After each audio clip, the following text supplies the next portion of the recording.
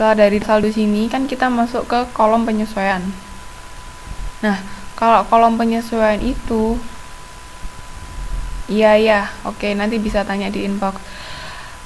Kalau kolom penyesuaian itu nggak semua akun perlu disesuaikan, hanya akun-akun tertentu dan akun-akun khusus seperti yang minggu lalu saya terangkan itu yang perlu penyesuaian. Nah, setelah disesuaikan di sini itu ada masuk ke daftar saldo penyesuaian. Daftar saldo penyesuaian ini kalau yang nggak memerlukan penyesuaian berarti jumlahnya sama seperti daftar saldo awal dari yang kolom pertama ini.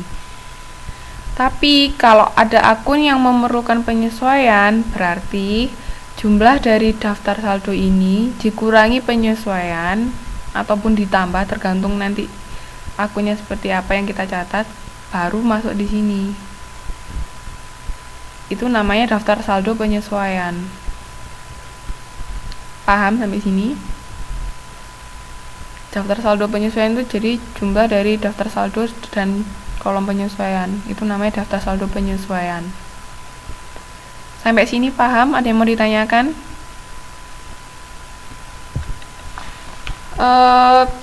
Contohnya bisa dibuka halaman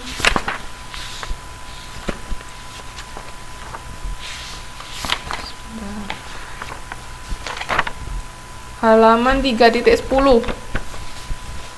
Ini neraca lajur ini tidak saya buat di PPT karena tidak cukup tempatnya juga. Tolong buka halaman 3.10.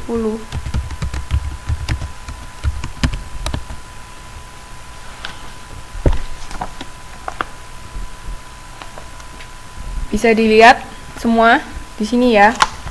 Semua kelihatan saya. Ini kan kas. Kasnya 2.065. Itu dari daftar saldo. Tapi di kolom penyesuaian tidak ada yang perlu disesuaikan kan di sini, kosong. Berarti daftar saldo setelah penyesuaiannya tetap sama. Sama seperti di daftar saldo. Karena apa? Karena tidak ada transaksi penyesuaian, tidak ada pencatatan penyesuaian. Oleh karena itu langsung sama. Sedangkan misalnya transaksi piutang usaha, pertama 2.200 kan, setelah itu di debit karena ada transaksi nanti latihan soalnya, di debit 500, berarti harus ditambahkan dari sini 2.200 ditambah 2.500, jadinya 2.700. Ini kok 2.720 ya? Piutang usaha, oke.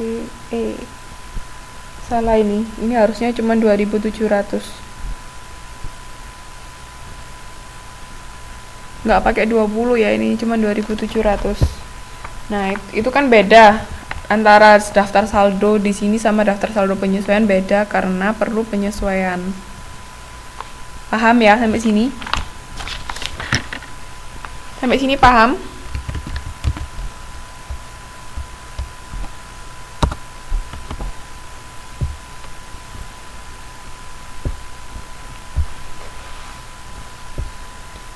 Setelah itu kita masuk ke kolom laba rugi. Kolom laba rugi itu tadi seperti yang saya bilang hanya akun pendapatan dan beban. Selain pendapatan dan beban tidak boleh masuk laba rugi. Berarti salah masuk rumah kalau dimasukkan ke laba rugi ya. Oke, nih kita lihat di bawah ini yang ada. Nah, yang atas ini kan biasanya nggak ada pendapatan dan beban, berarti dia nggak masuk ke laba rugi. Nggak masuk ke laba rugi. Nah, tapi yang ini, yang bawahnya ini masuk ke laba rugi, pendapatan dan beban. Bisa dilihat semua akun pendapatan dan beban itu masuk laba rugi. Kecuali satu ini ya, pendapatan di luar usaha, itu bukan pendapatan dan beban, beda. Bedakan antara pendapatan di luar usaha sama pendapatan usaha.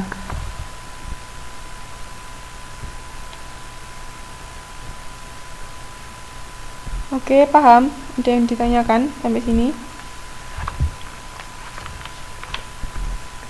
Selain pendapatan dan beban, yang lain masuk ke neraca. Ya kan? Kolom neraca di sini. Yang pendapatan dan beban masuk sini.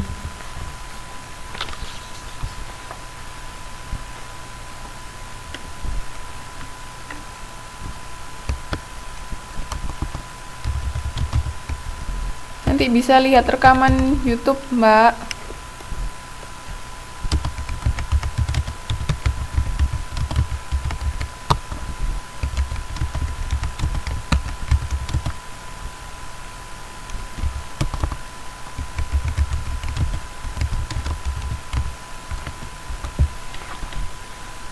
Yang lain paham ya sampai sini? Sampai sini paham? Nggak ada yang ditanyakan? Jadi pendapatan dan beban masuk laba rugi, selain itu masuk neraca. Dan biasanya kita menyusunnya itu seperti ini.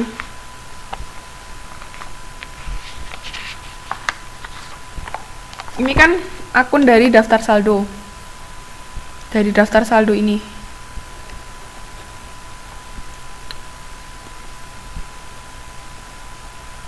Nah, dari daftar saldo ini, dari sini sampai sini itu masuk atas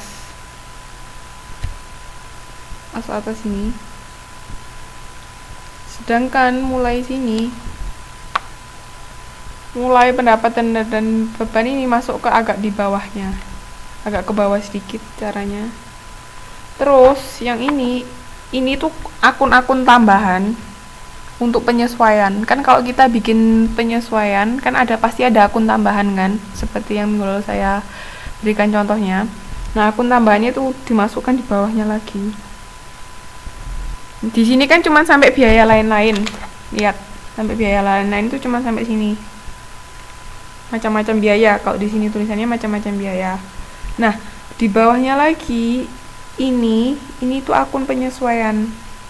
Akun tambahan yang tidak ada di daftar saldo tapi diperlukan untuk dicatat karena itu penyesuaian, dimasukkan di sini. Jadi memasukkannya di paling bawah sendiri. Sampai sini paham?